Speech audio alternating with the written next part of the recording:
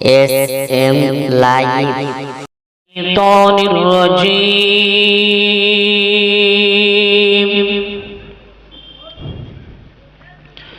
بسم الله الرحمن الرحيم.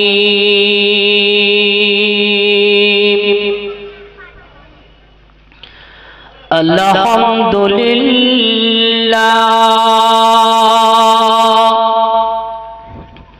الحمد لله نحمده ونستعينه ونستغفره ونؤمن به ونتوكل عليه ونعوذ بالله من شرور أنفسنا ومن سيئات أعمالنا من يهده الله فلا مضل له ومن يضلله فلا هادي له ونشهد أن لا إله إلا الله وحده لا شريك له ونشهد أن سيدنا وحبيبنا ومولانا محمدا عبده ورسوله الذي أرسله بالحق بشيرا ونذيرا وداعيا إلى الله بإذنه وسراجا وقمرا منيرا إن الله وملائكته يصلون على النبي يا أيها الذين آمنوا صلوا عليه وسلموا تسليما اللهم صل على سيدنا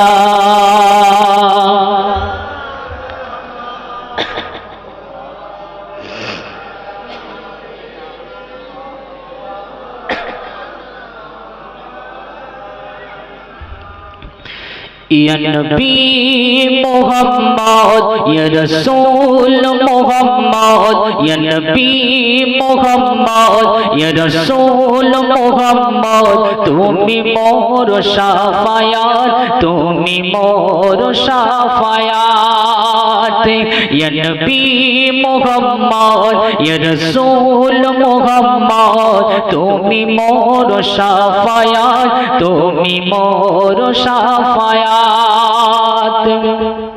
পেলে দিদার একটি বার তোমাকে খোদার কসম কলিজার খুন দিয়ে তখন ধোব তোমার কদম পেলে দিদার একটি বার তোমাকে খোদার কসম কলিজার খুন দিয়ে তোমায় ধোব তোমার কদম ওইস করুনি দেখিলি ভাঙে ইশকে সকল দাঁত তুমি মোর শাফায়াত তুমি মোর শাফায়াত আল্লাহুম্মা সাল্লি আলা সাইয়্যিদিনা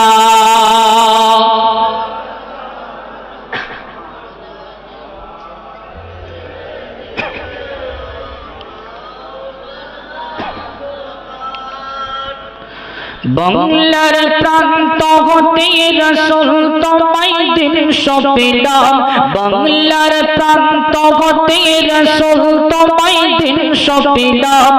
রাসূলের রওজা মোবারক জানাই লাখো সালাম, রাসূলের রওজা মোবারক জানাই লাখো সালাম। বাংলার প্রান্ত হতে রাসূল তোমায় দৃশ্য পেলাম, বাংলার প্রান্ত হতে রাসূল তোমায় দৃশ্য পেলাম। রাসূলের রওজা মোবারক জানাই লাখো সালাম, রাসূলের রওজা মোবারক জানাই লাখো সালাম। আল্লাহুম্মা সাল্লি আলা সাইয়্যিদিনা মাওলানা মুহাম্মদ ওয়া আলা আলিহি।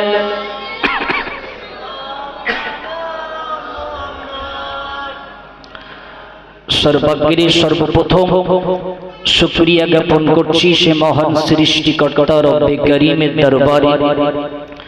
শুকরিয়া জ্ঞাপন করে উচ্চ আওয়াজে সকলে একটাবার পড়ছি আলহামদুলিল্লাহ।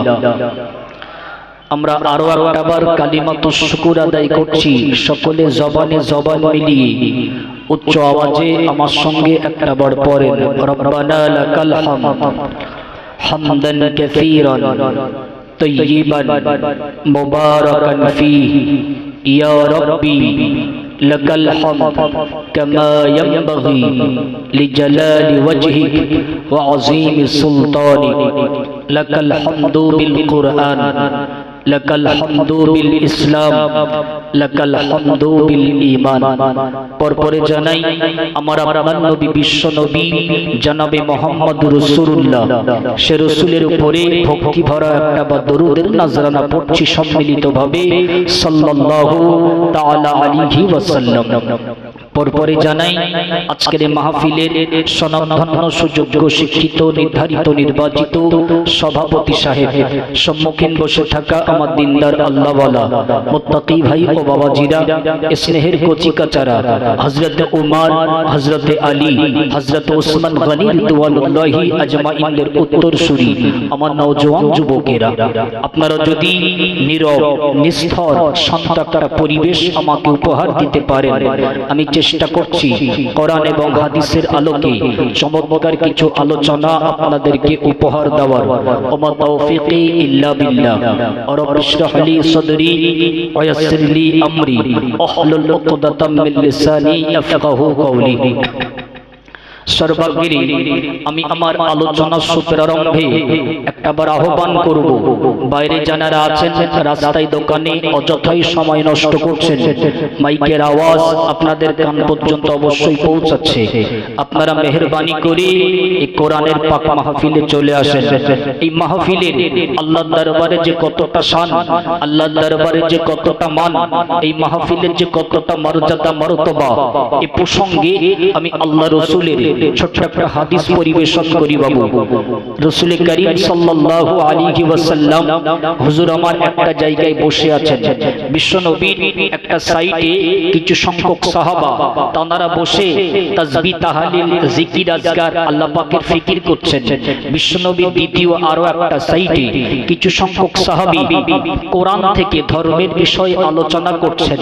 আমার আল্লাহ সঙ্গে সঙ্গে জিবরাইলের মাধ্যমে ওহী পাঠিয়ে দিলেন, জিবরিল জমিনে চলে যাও, যেখান থেকে কোরআনের ধর্মের বিষয় আলোচনা হয় আমার নবী মুহাম্মদকে ওই মজলিসের শ্রোতা হিসাবে বসতে বলো। একবার জোরে বলুন সুবহানাল্লাহ, আর একবার মন খুলে বলুন না সুবহানাল্লাহ।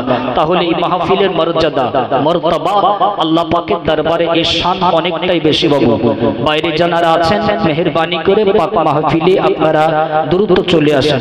বাবু আজকে যারা আমরা এই পাক মাহফিলে বসেছি, আমরা কিন্তু সকলেই একই ধর্মের মানুষ, ঠিক কিনা বাবু? আমাদের ধর্মের নাম হলো ইসলাম, আর জাতিগতভাবে আমরা হলাম মুসলমান। আমরা মুসলমান, আমরা আল্লাহর দ্বীনকে ভালোবাসি। আমরা মুসলমান, আমরা আল্লাহর কোরআনকে ভালোবাসি। আমরা মুসলমান, আল্লাহ তার রাসূলকে ভালোবাসি। আমরা মুসলমান, আমাদের নিজের ধর্ম ইসলামকে মহব্বত করি, ভালোবাসি। সত্যিকারেই আমরা আজকে ভালোবাসি বলে দেখেন পাতলা একটা চটের উপরে আপনারা বসেছেন, কোরআনের কিছু অমীয় বাণী শ্রবণ করবেন। তাই যদি মনে করেন আপনি নতুন মেয়ে বিয়ে দিয়েছেন কিংবা ছেলে জামাইয়ের বেইমশাইয়ের বাড়িতে গেছেন, এখন যদি আপনার পাতলা একটা চটে ধুলার উপরে পাতিয়ে দিয়ে বসতে দেয়, বসবেন বলে মনে হয় বাবা? তাহলে কোরআনের মহব্বত আমাদের আছে, দ্বীনের মহব্বত, রাসূলের মহব্বত আছে। আল্লাহ পাক আমাদের মহব্বতকে কবুল করেন। সকলে পড়ি আল্লাহুম্মা আমিন। আর একবার পড়ি আল্লাহুম্মা আমিন। হাদিস শরীফে রাসূল করিম সাল্লাল্লাহু আলাইহি ওয়াসাল্লাম বলেন, মান ইউরিদুল্লাহু বিহি খায়রা ইফাক্কিহু ফিদ্দীন। আল্লাহ যাকে ভালো চান, আল্লাহ যাকে ভালো মনে করেন, আল্লাহ তাকে কোরআনের জ্ঞান, হাদিসের জ্ঞান, ফিকহের জ্ঞান, শরীয়তের জ্ঞান অন্বেষণ করার মতন একটা সুযোগ করে দেন। একবার জোরে বলুন সুবহানাল্লাহ। আজকে আপনাদের এই মজলিসে কোরআনের শ্রোতা হিসাবে আল্লাহ কবুল করেছেন দ্বীনের কিছু জ্ঞান শিক্ষার জন্য। আজকে আপনারা এত খুশি না বেজার বাবু? খুশি যারা একটু তাকবীর দেন তো, নারায়ে তাকবীর, নারায়ে তাকবীর। আলহামদুলিল্লাহ, পৃথিবীতে আল্লাহ আমাদেরকে সৃষ্টি করেছেন বাবু একটা নির্ধারিত নির্দিষ্ট একটা সময়ের জন্য, ঠিক কি না? নির্ধারিত নির্দিষ্ট সময় আসলে আমার আপনার এই মায়া ভরা পৃথিবীর মায়া ত্যাগ করে আমাকে আপনাকে একদিন সকলকে পৃথিবীর জমিন থেকে বিদায় নিতে হবে। কথা বলুন ঠিক কিনা বাবু? আমরা সকলে জানি এই পৃথিবীর জমিনে আমরা কেউ স্থায়ী ভাবে থাকতে আসিনি, আমরা হলাম অস্থায়ী বাসিন্দা এই পৃথিবীর জমিনে। কোরআন শরীফের সূরাতুল আরাফের 34তম আয়াতের ভিতরে মহান আল্লাহ বলেন, ওয়ালিকুল্লি উম্মাতিন আজাল ফাইদা জাআ আজালুহুম লা ইস্তাখিরুনা সাআতাও ওয়া লা ইস্তাকদিমুন। কোরআন শরীফের ভিতরে মহান আল্লাহ বলেন, প্রত্যেকটা সম্প্রদায়ের জন্য এক একটা নির্ধারিত সময় আছে। নির্ধারিত নির্দিষ্ট সময় যখন আমার আপনার সবার চলে আসবে, এক মুহূর্তের জন্য সামনেও না পিছনেও না, ওই স্পটে আমাদের পৃথিবীর জমিন থেকে মৃত্যুবরণ করতে হবে। কথা বলুন ঠিক কিনা বাবু? আমরা আজীবন পৃথিবীতে থাকতে আসিনি, আমাদের সকলকে একদিন চলে যেতে হবে। পৃথিবীর কোনো সম্পদ, পৃথিবীর কোনো অর্থ, পৃথিবীর কোনো গায়ের বল, ক্ষমতার বল, রাজনীতির বল, পৃথিবীর কোনো শক্তি এই দুনিয়ার জমিনে এক সেকেন্ডও আমাদের বাঁচতে দেবে না। সময় মতন আমাদের সকলকে একদিন বিদায় নিয়ে তা চলে যেতে হবে। সম্মানিত ভাইরা আমার, পৃথিবীর থেকে যখন আমাদের চলে একদিন যেতেই হবে, তাহলে এই পৃথিবীতে আমাদের করণীয়টা কি? আমাদের করণীয় হলো আল্লাহ পাক রব্বুল আলামিনকে সন্তুষ্ট করা এবং খুশি করা, আর দুনিয়ার জমিনে গুনাহ বর্জন করা। মহান আল্লাহ বলে, পৃথিবীর জমিনে যারা গুনাহ বর্জন করেছেন এবং আল্লাহ পাকের সামনে দাঁড়াতে হবে এই ভয়ে গুনাহ বর্জন করেছেন, আল্লাহ পাক বলেন তার জন্য খুশির সংবাদ, আমি আল্লাহ পাক আমার দয়ার জান্নাত, একবার জোরে বলুন সুবহানাল্লাহ, যেখানে জান্নাতের সর্ব রকমের শান্তির ব্যবস্থা আছে। আর পৃথিবীর জমিনে যারা আমি আল্লাহ আমার সন্তুষ্টি অর্জন করবে না, আমি আল্লাহ আমার সামনে দাঁড়াতে হবে এই ভয়টা পৃথিবীর জমিন থেকে যে বান্দা করবে না, গুনাহ বর্জন করবে না, ওই বান্দার জন্য অপেক্ষা করছে আমি আল্লাহ পাক আমার আযাবে জাহান্নাম, যেখানে জাহান্নামে সর্ব রকমের শাস্তির ব্যবস্থা আছে। কোরআন শরীফের সূরাতুন নাজিয়াত আয়াত নাম্বার 40-41 আল্লাহ পাক বলেন, ওয়া আম্মা মান খাফা মাকাম রাব্বিহি ওয়া নাহা নাফসা আনিল হাওয়া ফাইন্নাল জান্নাতা হিয়াল মাওয়া। কোরআন শরীফের ভিতরে আল্লাহ বলে, দুনিয়ার জমিনে থাকতে যে বান্দা আমি আল্লাহ আমার সামনে দাঁড়ানোকে ভয় করে, ভয় করে গুনাহ বর্জন করে, ওই ব্যক্তির জন্য ফাইনাল জান্নাতা হিয়াল মাওয়া, আমি আল্লাহ আমার খুশির জান্নাত, একবার জোরে বলুন সুবহানাল্লাহ। পৃথিবীর জমিনে আপনি কোন একটা অন্যায় কাজ করতে যাচ্ছেন, আপনার মনের ভিতরে অনুশোচনা হলো, না না আমাকে তো আমার আল্লাহর সামনে দাঁড়াতে হবে, আমার আল্লাহর সামনে জবাবদিহি করতে হবে, ওই গুনাহের কাজটা আমি করব না, ফিরে চলে আসলাম।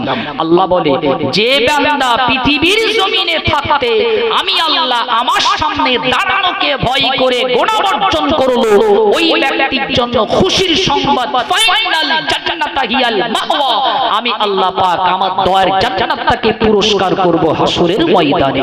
একবার জোরে বলুন না সুবহানাল্লাহ। বিশ্বনবীর কাছে রাসূলুল্লাহর একজন সাহাবা গিয়ে জিজ্ঞাসা করেছিলেন, ইয়া রাসূলুল্লাহ, কিয়ামতের দিন কোন আমল করনেওয়ালা দল আল্লাহ পাকের দয়ার জান্নাতে বেশি যাবে?